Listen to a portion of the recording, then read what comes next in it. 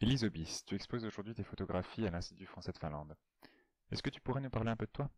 Je m'appelle Elise, j'ai 24 ans, je suis photographe à la fois dans le monde réel et dans le monde virtuel. Concrètement, ça veut dire que je fais des screenshots dans les jeux vidéo et que j'essaie de leur donner un statut d'œuvre à part entière. Comment est-ce que tu as commencé la photographie? J'ai commencé la photographie en faisant des photos d'un troll norvégien que ma tante m'avait ramené d'un voyage en Norvège. J'aimais bien tourner autour de ce petit truc, faire des mises en scène autour, suggérer déjà une histoire à travers une photo et puis aussi tourner avec une lumière autour, voir ce que ça donnait, voir justement l'impact de la lumière sur l'ambiance d'une photo. Et enfin bref, j'ai passé des années à faire ça.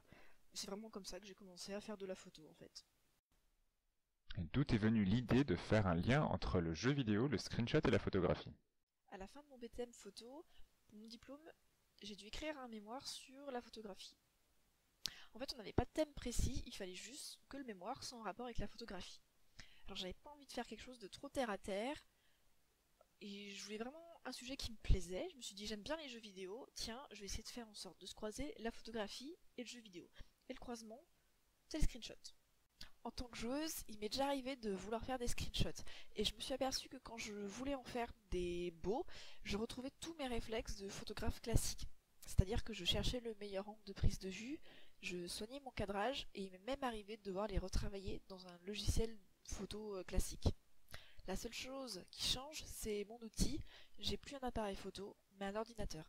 Mais tout le reste, c'est exactement la même chose, il n'y a rien qui change. Pour terminer, est-ce que tu voudrais bien nous parler de tes deux séries qui sont exposées aujourd'hui à l'Institut français? Je travaille pour l'instant sur deux séries différentes. La première, c'est dans le jeu Star Wars Battlefront, c'est un reportage de guerre. Pour une première série, je trouvais ça intéressant d'avoir une approche de la photo très normale, entre guillemets, en opposition avec un univers imaginaire qui en plus, lui, est très connu. Et j'ai voulu fortement jouer avec cette ambiguïté en cherchant les attitudes les plus humaines chez les bots. Et comme j'aime bien conserver un lien très concret avec la photographie, je prends toujours en photo mon écran après. Pour cette série, c'est du numérique, mais avec une profondeur de champ très très faible, de manière à créer un flou sur l'image. J'aime beaucoup faire ça parce que ça brouille encore plus les codes du jeu vidéo, mais aussi ceux de la photographie.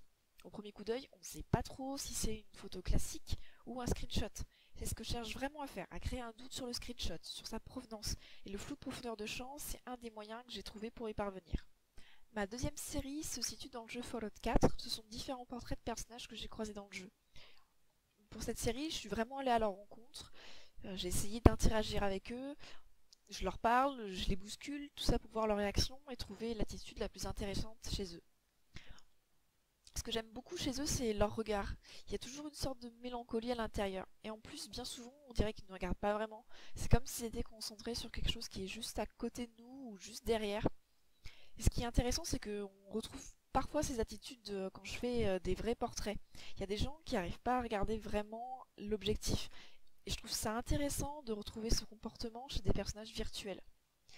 Comme dans un portrait classique, la difficulté, c'est vraiment de capter leur regard. Là encore, j'ai pris mon écran en photo, mais comme le jeu se situe dans un futur avec des codes qui rappellent les années 40-50, j'ai décidé de faire ça à l'argentique. Ça rajoute du grain, quelque chose de très authentique entre guillemets, parce qu'en fait, bien souvent, les gens, ils s'imaginent qu'on peut pas tricher avec de l'argentique, ce qui est bien sûr totalement faux. Et ensuite, pour le développement de mon film, je fais volontairement quelque chose de très aléatoire et d'approximatif.